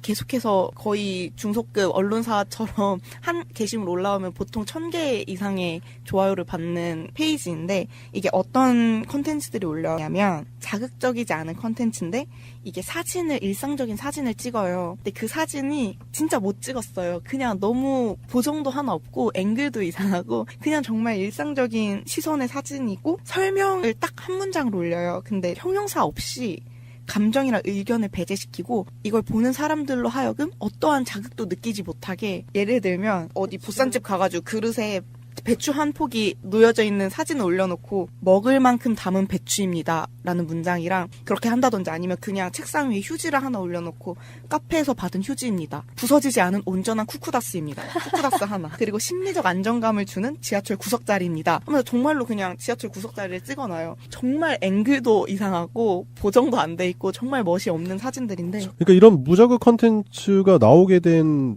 배경이 결국에는 자극적인 SNS 상에서의 컨텐츠가 실제적으로 사회에 뭔가 피해를 주고 있다는 의식이 발현된 거 아닌가요? 그래서 그 운영자의 의도 인터뷰를 보면은 본인조차도 굉장히 숨겼는데 자신의 모습이 뭔가 자극으로 표현이 될 수도 있으니까. 일단 네. 20대 후반의 남성인데 그 페이스북에서 낚시성 제목의 기사나 과장 그리고 왜곡된 게시물들 그런 콘텐츠들이 넘쳐나는 걸 보면서 굉장히 문제의식을 느꼈대요. SNS에는 분명히 순기능도 있는데 갈수록 부정적인 기능만 계속 부각이 되는 것 같아서 그래서 덜 자극적인 일상 속 장면들을 게시를 해서 네. 자극적인 콘텐츠로 가득한 그런 뉴스피드의 그런 균형을 맞추고 싶었다고. 그래서 일종의 밀어내기인 거예요. 자극적인 게시물이 많다가도 뉴스피드를 계속 내리다가 뭐 할아버지가 걸어두신 모자입니다. 그냥 그런 일상에서 볼 수 있는 모자 하나. 그냥 그런 게시물이 마음에 평안을 주고 균형을 맞춘다는 거죠. 우리가 그 사진전이나 이런 거 보면은 그런 사진들, 일상을 담은 사진들 있잖아요. 네. 그냥 뭐 어느 시골 버스 대합실 사진이라든지 네, 뭐 맞아요. 그런 거. 아니면 그냥 어디 담벼락 사진 그런 거? 아니면 뭐 그냥 해가 지는 일본 사진인가? 그런 걸 보면서 심리적으로 많은 안정감을 느낄 수 있는 부분을 응용을 한 것 같다는 생각이 맞아요. 드네요. 근데 그게 완전히 그 뭔가 전시장에서 볼 수 있는 것보다도 너무 일상적인 그런 거라서 오히려 사람들이 되게 재밌어 해요. 그래서 반응도 솔직히 조금 웃긴데 이게 팔로워들의 반응을 분석한 무 리포트라고 해서 리포트도 중간에 한 번씩 내주고 독자들의 제보 사진을 정리해서도 한 번씩 올려주거든요. 그러면서 옛날에 우리 한강에서 멍 때리기 대회 했던 것처럼 사람들한테 나무 그리기 대회를 개최를 해서 댓글로 사람들이 나무를 그냥 그려서 막 올리면 그거를 또 하나로 모아가지고 어떤 하나의 숲입니다 이러면서 사람들의 나무 그림들 이렇게 올리는 거예요. 진짜 낙서 같은 것들인데도. 근데 보면은 그냥 마음이 편안해지거든요. 그런 것들인데 그 무 리포트도 웃긴 게 예를 들어서 그 사람들이 자극적이다라고 뭔가 계속 피드백을 주는 거예요. 예를 들면은 그게 있었어요. 숲길에서 지나가는 고양이의 뒷모습이었어요. 산책하는 고양이입니다 라고 올렸는데 사람들이 게시자님 게시물 내려주세요. 고양이의 뒷모습이 너무 귀여워서 뭐 자극적입니다 막 이런 식으로 사람들이 막 재밌게 댓글을 달고 뭔가 긍정적인 댓글들이 반응을 이루면서 그걸 또 한 번 더 정리해서 그걸 한 번 더 게시를 해주면 더 긍정적인 반응이 나오는 순환이 잘 돼 있는 페이지였어요. 무자극이라는 게 사실 이런 무 리포트를 올리는 것도 사실 무자극이라는 건 없잖아요. 그 사람도 얘기하는 게 아무것도 느껴지지 않는 영의 자극이 아니고 피로를 유발하는 부정적인 자극에 대한 긍정적이고 편안한 자극을 무자극이라고 생각한다. 그러니까 말하고자 하는 바는 저자극 컨텐츠를 올린다라고 얘기하더라고요. 그래서 반응은 아까 얘기했던 것처럼 그런 과장, 욕, 자극적 표현 없이 일상 언어로 일상을 표현한 게 오히려 일상 속에 그런 소소한 행복을 찾게 해줬다. 정말로 아무것도 아닌 거였는데 버스에 앉아서 창가를 봤는데도 아 이게 이렇게 사진으로 올라가서 버스의 창가 자리입니다. 이러면은 굉장히 또 하나의 컨텐츠가 되는 것 같은 기분이 들잖아요. 그래서 일상 속에 그런 소중함을 느낄 수 있고 갈등이나 오해의 소지가 없는 정말 편안한 상태. 그래서 저는 이거를 좀 사람들한테 소개를 해주고 싶었어요. 아까 페이스북 한다고 하셨으니까 정민님도 팔로우를 해보는 게 어떨까 싶었는데. 제 페이스북 자체가 무자극이에요. 아 그래요? 네, 제 페이스북에는 관리를 잘 해주셨네요. 네, 평화밖에 없습니다. 아 정말. 네, 피스. 네. 무자극이다 못해 전 사망했어요. 제 페이스북 계정. 저도 사망 직전이거든요. 전 해킹을 당해서 아, 사망시켰어요. 네. 근데 어느 순간부터 SNS에서 피로감을 많이 느꼈었던 맞아요. 게 있는데 그게 뭐냐면은 뭐 정치 현안이라든지 뭐 시사 아니면 뭐 다른 뭔가 시시콜콜한 사건들을 많이들 올리시잖아요. 근데 그게 양세병님 말씀하신 그 무자극 컨텐츠에서 주장하는 대로 그게 자극이 엄청나요. 스트레스도 많이 받게 되고 내가 꼭 이걸 봐야 되나? 그 안에서 감정이입이 돼서 나 스스로가 나에게 가학을 하는 그런 구조가 되는 거. 그래서 내가 거기다 감정을 쏟지 않아도 돼야 되는데 거기다 감정을 쏟고 힘들어하고 감정이입이 되고 그러다 보니까 좀 힘든 부분도 있긴 있어요. 물론 그게 다 그렇게 피곤하고 스트레스 받을 만한 일은 아니고 분명히 알아야 되고 하는 일이긴 하지만 그 정도가 좀 지나치면 스트레스 상태가 긴장 상태가 너무 쭉 지속이 되지 않겠나 그런 생각이 들더라고요. 그래서 가끔은 SNS 자체를 아예 안 하는 경우도 저도 있고 그리고 이런 무자극, 저자극 뭐 이런 컨텐츠들을 보는데 지금 여기 올려놓은 거 보니까 마음이 되게 편안해지네요. 뭐. 그냥 배추 사진. 네 맞아요. 배추 사진 제일 웃겨. 그리고 뭐 지하철 구석탱이 자리 우리 네, 좋아하잖아요. 네. 꼭 여기 앉기를 원하고 그렇잖아요. 네. 편안한 자리. 그런 거에서 주는 의미도 있고 이런 사진들을 보면서 느끼는 그런 편안함도 있는 것 같네요. 제가 이거를 6개월 전에 만들어진 페이스북 페이지인데 지금 와서 가져온 이유가 이번에 책이 네. 나와가지고 그래서 언제든 아무렇지 않게 읽을 수 있는 책이라고 설명을 하면서 자극 없는 청중 기록이라는 책이 나왔어요. 책 디자인 자체도 굉장히 자극이 없어요. 네, 맞아요. 그리고 이게 펀딩한 사람들한테 주는 선물로 양말인데 양말에 양말입니다라고 써있고 수건인데 수건입니다라고 써있는 정말 소소한 그런 것들로 꾸며져 있는 거거든요. 네. 그래서 SNS를 하시는 분이라면 한번 페이스북 들어가 보시면 좀 마음이 편안해질 거고 또 딱히 SNS를 안 하시는 분이라면은 책도 한번 읽어보면 그냥 술술 읽힐 거거든요. 그래서 한번 소개를 해주고 싶었어요. 타인의 삶과 자신의 삶을 비교하면서 SNS에서 상당히 피로감 그리고 박탈감을 얻게 되는데 꾸며지거나 가공되지 않은 그런 평범하고 내 일상에서도 항상 보이는 그런 콘텐츠들을 보면서 위안을 얻었으면 하는 마음이 있어요. 네. 저도 사실 그런 거 많이 느껴요. 제가 어릴 때는 굉장히 자극적인 콘텐츠들을 좋아했는데요. 나이를 먹으면서 점점 그런 것들을 좀 멀리하고 내려놓는달까? 그런 시간을 가져요. 저는 명상을 이제 가끔 해요. 잠자기 전에 잠깐 정좌해서 진짜 명상을 하는 거예요. 그리고 명상할 때, 그러니까 여러 가지 명상법이 있는데 저는 그냥 최대한 생각을 없애고 감각에 집중하는 명상을 주로 해요. 전신에 있는 감각에 집중을 하는 그때 있는 물리적인 나만 집중을 하는 아무 생각이 없어지는 그런 무념무상의 단계에 들어간다. 그런 때가 있고 계속해서 뭔가 컨텐츠를 소비하거든요. 정보로 된 컨텐츠를 계속 소비하는 게 뭔가 피곤하다고 느껴질 때 그걸 하면 굉장히 편해지는 게 있었고 저는 그리고 음악을 들을 때 예전에는 되게 락 음악 같은 거 좋아했는데 요즘은 하이파이 음악에 반대되는 로우파이 음악을 들어요. 네. 그런 음악들은 음질을 굉장히 고급 음질을 어릴 땐 좋아했는데 요즘은 일부러 저급한 음질로 녹음을 하면은 막 노이즈 같은 거 막 끼잖아요. LP판 돌리는 그런 소리 같은 그런 지지직 소리. 네, 지지직 소리나 틱틱틱 튀는 소리 뭐 이런 거 있잖아요. 그런 게 다 그대로 들어간 음악이고 가사가 없는 게 특징이에요. 네. 그래서 굉장히 자극도 없고 편안한 소리들로 돼 있어요. 그런 음악이 좋더라고요, 요즘은. 갑자기 취향 성토. 전 좀비가 좋아요.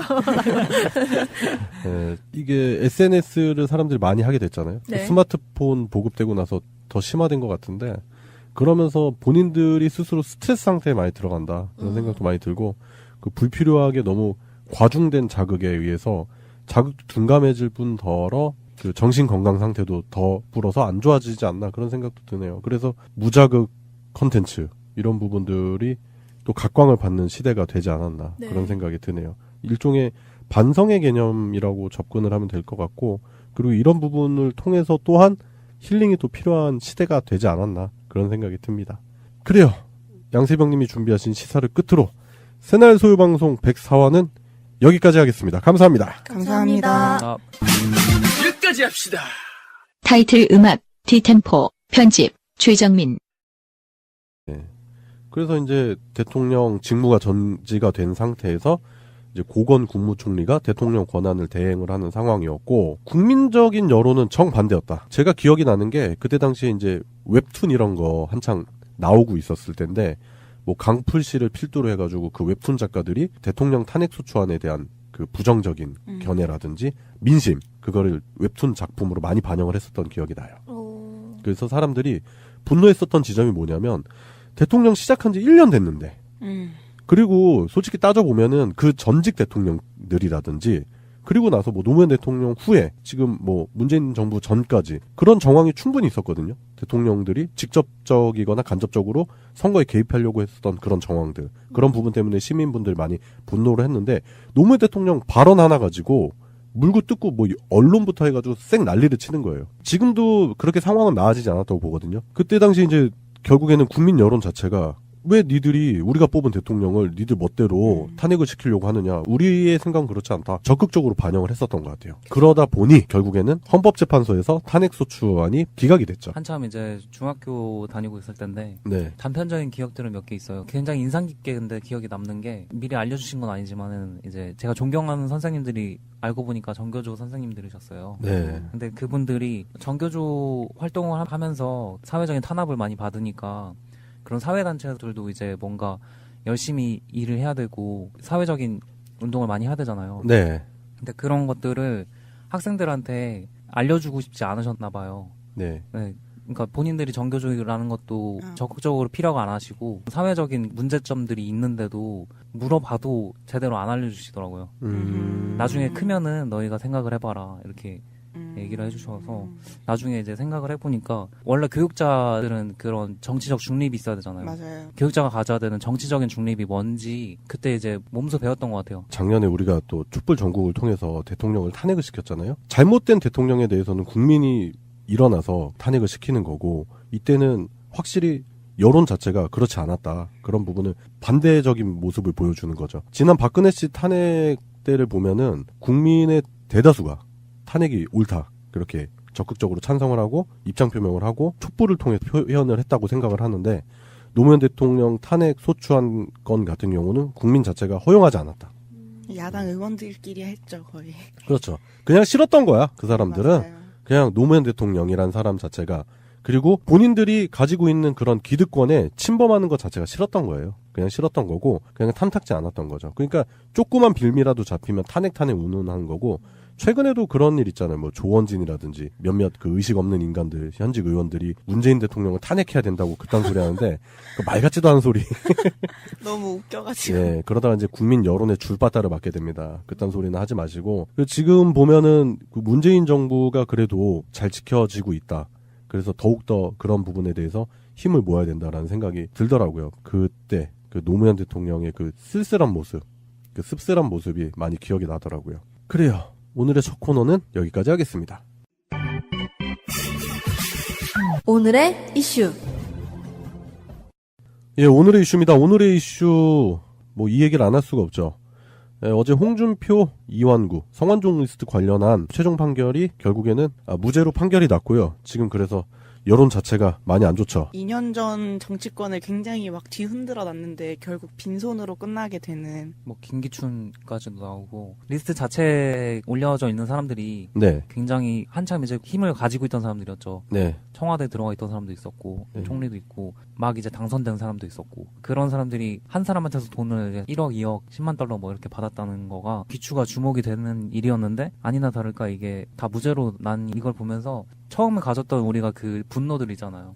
네. 이 사람들이 다들 커넥션이 있고 뭔가 돈을 많이 받아서 그런 자리에 오른 게 아닌가 그런 의심들이 들었던 게 이 분노를 어디다 풀어야 될지 모르겠는 그런 상황이 된 것 같아요.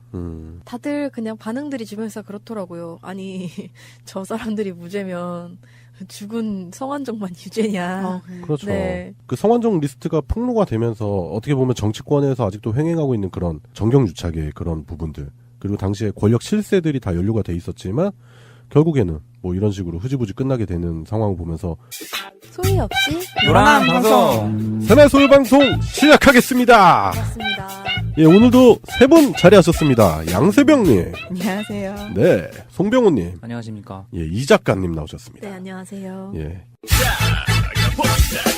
요즘 연말연시라서 술자리가 좀 잦은 편이시지 않나요? 저는 개인적으로 술을 못 먹어서 없는데. 아, 그래요? 너무 놀라시는 거 아니에요? 저는 그 담금주 이런 거 꺼내 드실 것 같아서.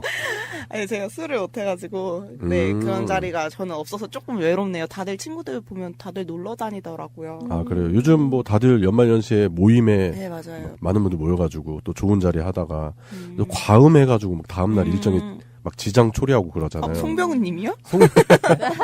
송병호님은 뭐, 송병호님은 우리가 이제 오프상에서 봤을 때는 전혀 안 그럴 것 같은데, 술 잘 드십니다. 제가 몇 번 봤는데, 그 술을 마셔도 취한지 안 취한지 모르겠어요. 아, 정말? 네. 포커페이스 하시는구나. 예, 술을 취하나 안 취하나 말수도 별로 없고.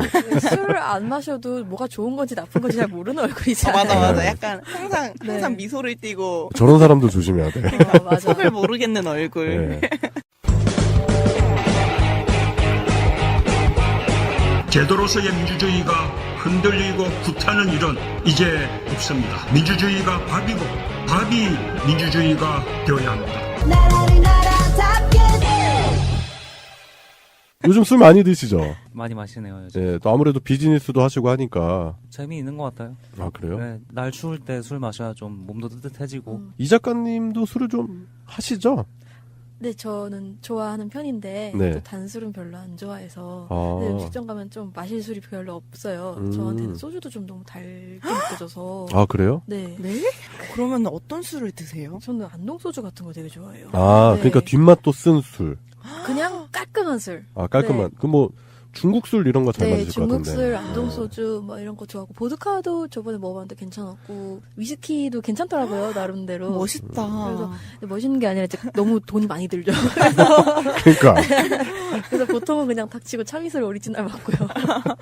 그 빨뚜. 네. 네. 빨뚜 저도 그 요즘 나오는 술들이 이제 도수가 좀 낮게 나오잖아요. 네. 그리고 뭐 맛도 막 첨가고 그러는데 그거보다는 빨간 뚜껑이 제일 나은 것 같아요. 네, 빨간 뚜껑이 그나마 네. 가성비가 괜찮은 술인 것 같아요. 아니면 뭐 저도 중국 술 있잖아요. 뭐 꼬량주. 전 공포가주 너무 좋아해요. 네, 공부가주 이런 것들. 저도 그런 술들 좋아해요. 저 이슬톡톡밖에 못 먹는데 짱이다. 그 삼도씨. 그거구나. 예전에 저희 처갓집에서 네. 그 장인어른께서 술 모으시는 게 취미였거든요. 그래가지고 뭐 위스키도 우리나라에 없는 위스키 이런 거 있잖아요. 와. 스페셜 에디션, 한정판 이런 거 있는데 제가 이제 자주 가서 이제 밤에 이제 한 병씩 따서 보리차로 바꿔 드셨나요? 아, 그건 고등학생이 하는 짓이고. 근데 홀짝홀짝 이렇게 마시다 보니까 어느 날 갔는데 술을 다 쫙 숨겨 놓으셨더라고요. 에이, 너무 많이 먹었어. 맞아, 마음 상했었어. 제가 한 번은 그 장인어른 그 모아놓은 걸 이렇게 탑을 만들어가지고 사진도 찍어가지고 너무 흐뭇해하는 거를 뒤에서 보시더니 그거 네 거 아닌 거 알지? 막 이러면서 아니 그냥 보기만 하는 거예요. 막 이러면서 했는데 어느 순간 이제 싹 없애셨더라고요. 그래가지고 좀 아쉬운데 예, 저도 술을 좋아하는데 요즘 예전 같지 않게 술자리가 좀 잦다 보니까 네. 속병도 좀 나오고 그러는 것 같아요. 피곤하기도 하고. 조심해야 돼요. 예, 그럴 땐 또 우리 새날에서 광고하는 이너피스라는 숙취해소제가 있어요.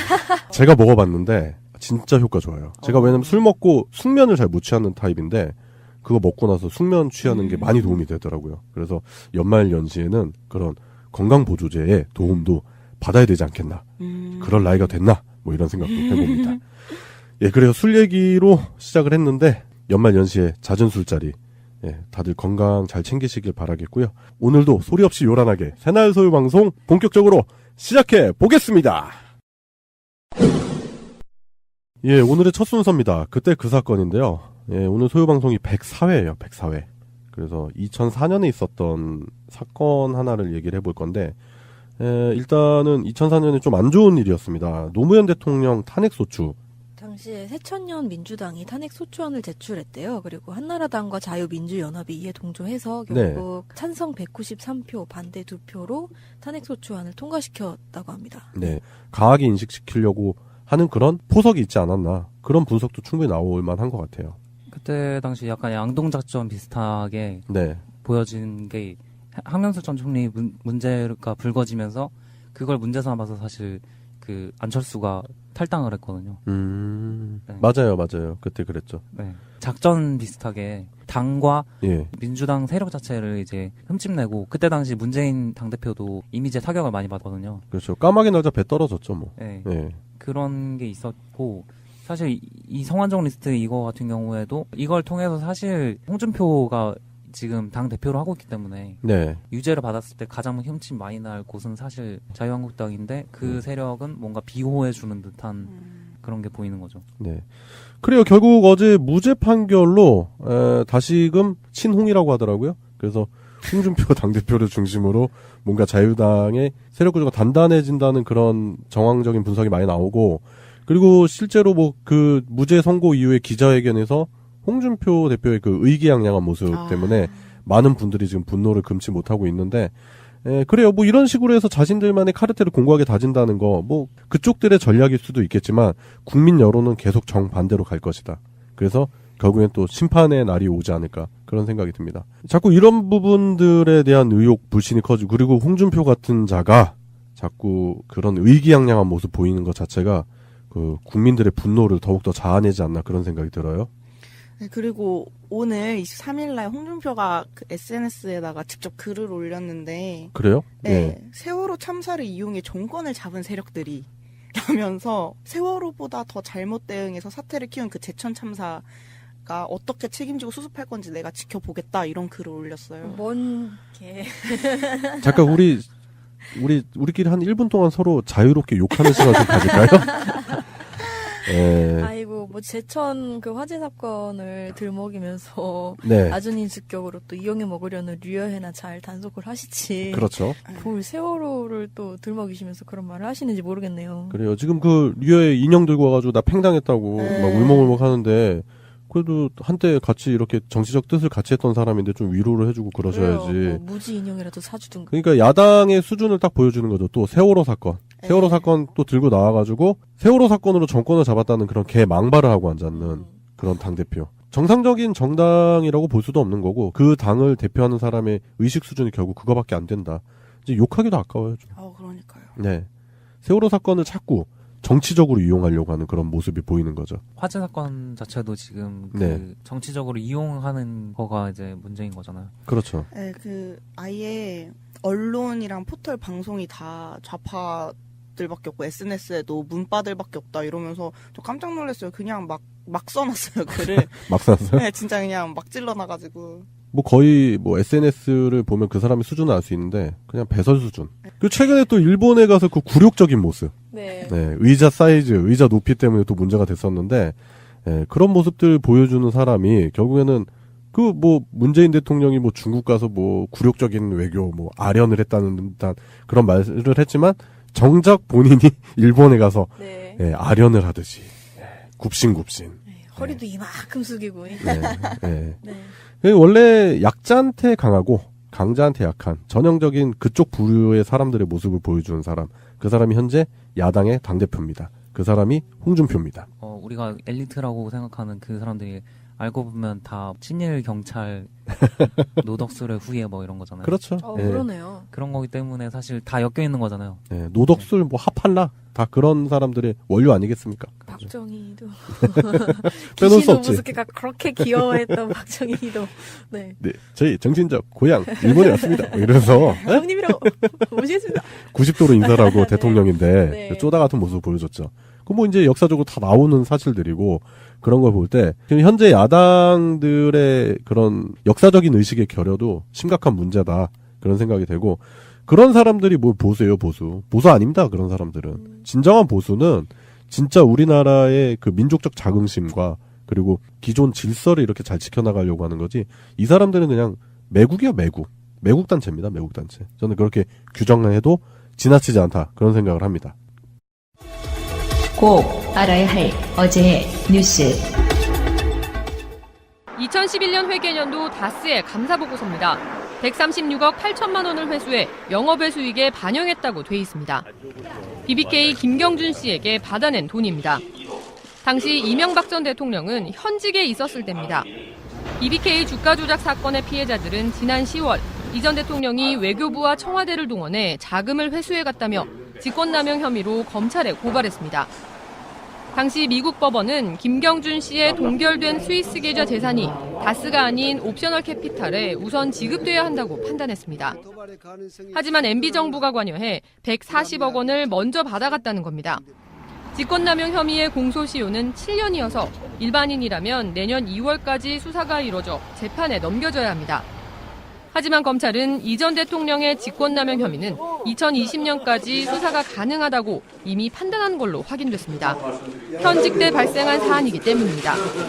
내란 외환죄를 제외한 대통령의 재직 중 범죄에 대해선 공소시효가 정지된다는 헌법재판소의 결정이 근거가 됐습니다. 이에 따라 이 전 대통령 퇴임 이후인 2013년 2월부터 공소시효가 시작된다는 게 검찰 판단입니다. 최근 이 전 대통령 재임 당시 청와대 행정관 등을 조사한 검찰은 다스 안팎의 관계자들을 부르고 계좌 추적을 벌이는 등 수사를 본격화할 전망입니다. 어제 피의자 신분으로 검찰에 출석한 이원종 전 비서실장은 15시간에 걸친 강도 높은 조사를 받았습니다. 검찰은 이 전 실장을 상대로 국정원 특수활동비를 받게 된 경위와 사용처, 박근혜 전 대통령의 관여 여부 등을 집중 추궁했습니다. 국정원 특수활동비 받은 것을 인정하십니까? 올라가서 말씀드리겠습니다. 박근혜 대통령 지시가 있었나요? 조사 과정에서 이 전 실장은 혐의를 인정하는 내용의 자수서를 제출한 것으로 확인됐습니다. 국정원으로부터 지난해 5월부터 석 달간 매달 5천만 원씩 받았다는 내용입니다. 이 전 실장의 재임 기간은 지난해 5월부터 10월까지로 상납이 중단된 시점은 언론의 미르재단 등 국정농단 사건이 불거지기 시작한 때입니다. 앞서 검찰은 이병후 전 국정원장도 같은 시기인 지난해 7월 안봉근 전 비서관의 요청에 따라 특수활동비 상납을 중단한 사실을 확인했습니다. 검찰은 이에 따라 당시 청와대 전반적으로 특수활동비 수수가 불법 행위임을 인식했던 것으로 파악하고 있습니다. 검찰은 다음 주 중 박 전 대통령이 수감 중인 서울구치소를 방문해 특수활동비 상납 지시 혐의 등에 대해 직접 조사한다는 방침입니다. 화재 참사가 발생한 제천 건물과 같은 필로티 구조는 불이 났을 때 거대한 아궁이가 될 수 있습니다. 1층에 주차된 자동차들이 불쏘시개 역할을 하고 1층 외부의 공기가 출입문을 통해 유입되며 유독가스가 빠르게 건물 안으로 퍼지기 때문입니다. 때문에 화재가 발생했을 때 초기 진압이 중요합니다. 하지만 현장을 점검해보니 대부분의 필로티 천장엔 스프링클러가 없었습니다. 연면적에 포함되지 않는다는 이유로 필로티 구조는 전부 다 스프링클러 배제가 됐고 그나마 있는 소방시설도 제대로 관리되지 않거나 무용지물인 경우가 많습니다. 누구든지 즉시 화재가 발생하면 즉시 열어서 사용할 수 있게끔 돼야 되는데 이런 부분을 열 수 없게끔 이런 장애물들이 설치되어 있기 때문에 불이 났을 때 탈출구가 마땅치 않은 경우도 문제입니다. 이렇게 필로티 구조에서 화재가 발생하면 연기가 대부분 1층 출입구로 유입이 되는데요. 문제는 대부분의 필로티형 건물들은 이곳 외 별도의 비상구가 설치되어 있지 않다는 겁니다. 화재가 발생했을 경우 그쪽이 연기가 들어온다든가 화염이 들어온 쪽으로 방향으로 피난을 할 수 없기 때문에 양방향 피난이 가능할 수 있도록 반대편 쪽에 별도의 피난구를 추운 겨울 필로티 천장 안쪽에 배관을 보호하기 위해 스티로폼 같은 가연성 보온재를 넣어두는 경우도 많습니다. 화재 발생 시 대형 참사로 이어지기 쉬운 필로티 건물들에 대한 관리 감독을 강화할 필요가 있습니다. 방송 중간에 좋아요를 눌러주시면 새날팀들에게 큰 힘이 됩니다. 미리 감사합니다. 소요 방송 출연자들의 평균 연령은 26세입니다. 청년들의 목소리를 들어보자는 의도로 기획된 방송입니다.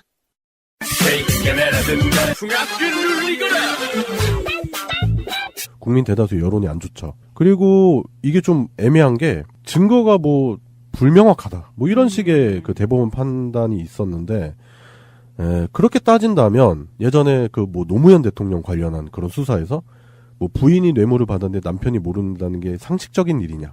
막 이런 식으로 몰아갔었던 그런 검찰들, 재판부들. 증거도 없이. 예, 그런 부분들. 생각해 본다면 사법부가 과연 공정한 잣대로 지금 현재 대한민국의 법 질서를 이끌고 있는지에 대한 의구심이 드는 거죠. 메모를 보고 뭐 성완종이 누구에게 돈을 줬고 누구에게 뭘 줬고 이렇게 써놓은 걸 보고 아 뭐 친분이 그렇게까지 되진 않은 것 같은데 그랬을 리가 없어라고 얘기하는 것 자체도 그게 소설 쓰냐. 네, 그게 법정에서 할 수 있는 판단일까 싶기도 하고요. 아니 그거를 왜 추리를 해요? 네. 그 메모가 근거가 되지 않는다면 그 친분 관계가 있다 없다를 판단하는 근거는 대체 어디 있는지 잘 모르겠더라고요. 읽어봐도. 네. 그런 생각을 하게 됐는데요. 이게 무죄가 난 거가 판사가 잘못한 게 아니고 네. 검사가 잘못한 것 같아요. 그러니까 검찰이 이 사건에 대해서 아주 이렇게 유력한 증거를 내놔야 되는데 증거 자체가 없어서 그 리스트 말고는 사실 녹취록이랑 리스트 말고는 증거를 제대로 제출한 게 없어요. 네. 그래서 이게 무죄가 난 것 같고 좀 의심이 많이 되는 게 같은 날에 진경준 검사장이 무죄를 받았단 말이에요. 넥슨에서 2억 주고서 주식 받아가지고 120억에 팔았거든요. 네. 근데 그게 무죄가 났단 말이에요. 검사장이 무죄를 받은 거랑 검찰이 증거를 제대로 제출 못한 거랑 아무런 커넥션 없다고 보기엔 연결돼서 보이더라고요. 그렇죠. 재판부가 수사를 지시하는 것도 아니고 그리고 법정 공방을 통해서 판결을 내리는 곳이기 때문에 어떻게 보면은 재판부의 전적인 잘못만은 아니다라는 송병호님 의견도 제가 봤을 땐 충분히 일리가 있다. 충분히 그런 정황도 보인다. 그런 생각이 들어요. 검찰이 어느 정도 뒤에서 세팅을 해놓고 이제 굴리기만 하면 된다? 약간 이런 식으로 봤던 거네요. 그런 의지 아니겠어요? 네. 그런 의지 차이겠죠. 막 진짜 어떻게든 잡아내려고 그러면은 예전에 노무현 대통령 때처럼 말도 안 되는 그런 논리도 갖다 붙이고 그리고 비교해볼 만한 사건이 있잖아요. 한명숙 전 총리 판결 사건을 보자고요. 그때 양상은 비슷했다고 봐요. 저는 지금 현재 그 성완종 리스트랑 그 증인들이 얘기하는 그 진술 있잖아요. 뭐 진술 번복을 했었던 부분도 똑같이 닮아 있는데 한 사건은 유죄가 된 거고 한 사건은 무죄가 된 거죠. 진술 번복 문제는 홍준표 같은 경우에는 그냥 말로 이제 하다가 얼버무려가지고 진술을 바꾸게 된 거죠. 말을 얼버무려가지고 그걸 두 가지로 진술을 해버렸는데 한명숙 전 총리 같은 경우에는 그걸 공식적인 기록으로 진술을 바꾼 거예요. 판결할 때 성완종 쪽에서는 재판부가 검찰 측 진술이 효력이 없다고 봤고 네. 한명숙 쪽에서는 검찰이 최초에 제시한 진술이 효력이 있다고 봤어요. 두 가지 사건을 비교해서 보자면 한 사건의 증인은 증인이 위증을 했는데 그 증인이 위증한 게 잘못됐다. 그래서 위증죄도 처벌해야 되고 그리고 검찰 진술이 맞다. 이런 식으로 간 거고 한 사건에 대해서는 검찰 진술이 이건 말이 안 된다. 뭐 이런 식으로 해서 무죄를 선고한 거기 때문에 어떻게 보면 정말 불공정하다고 볼 수 있는 그런 일이죠. 정확한 디테일까지 안 보더라도 그냥 표면적으로 나와 있는 얘기들만 봐도 충분히 그런 의혹이 불거져 나올 수 있는 거죠. 큰 차이점이 뭐냐면은요. 성완종 리스트 같은 경우에는 검찰이 아까 말씀드렸다시피 증거를 못 내놨어요. 네. 근데 한명숙 전 총리 같은 경우에는 증거가 딱 하나가 있는 게 동생이 집을 사면서 이제 전세금으로 수표를 냈다는 거예요. 그 시기에 네. 돈을 받았다고 의심되는 시기에 수표를 냈는데 그 수표를 증거로 제시를 한 거예요. 정황이네요. 그냥 네, 정황. 그냥 정황상의 증거로 그냥 그걸 찾아가지고 낸 건데 검찰이 그럴 때는 엄청나게 열심히 찾아가지고 증거를 제출을 하는데 이 성완종 리스트에서는 그 시기를 근처로 해가지고 그 압수수색하고 하면은 수표 하나 안 나오겠어요, 솔직히. 그럼요. 네, 그런 노력을 안 했다는 거죠. 그러니까 적극적이었느냐 네. 아니면 그냥 소극적이었느냐 네. 그런 부분도 있겠네요. 그렇죠. 그리고 또 비교를 해볼 수 있다면 당시에 살아있는 권력이었느냐 죽어있는 권력이었느냐 그런 부분도 재판이 중요하게 작용을 하지 않았나 그런 생각도 드는 게 당시에 그러니까 한명숙 전 총리 사건 때 보면은 일단 노무현 정부 참여정부의 생채기를 내야 되는 게 그 당시 집권정부의 목표였던 것 같아요. 딱 봐도 그렇잖아요. 일단 노무현 대통령 망신 주기는 성공을 했고요. 그리고 나서 당시에 여성 최초 국무총리 그리고 참여정부 국무총리 한명숙 전 총리를 타겟으로 삼아서 한명숙 전 총리 그리고 참여정부가 실패한 정부라는 거를